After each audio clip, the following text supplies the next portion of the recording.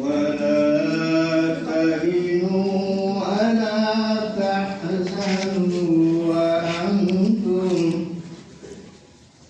وأنتم أعلون إن كنتم مؤمنين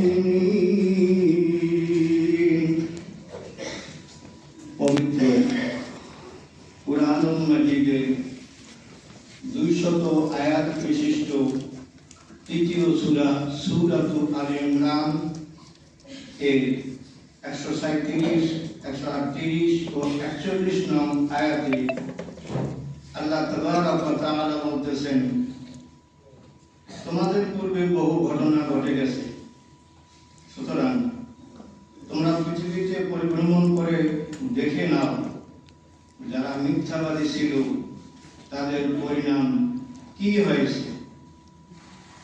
এসব মানুষের জন্য সুস্পষ্ট ঘোষণা আর মুত্তাকিদের জন্য হেদায়েত ও উপদেশ।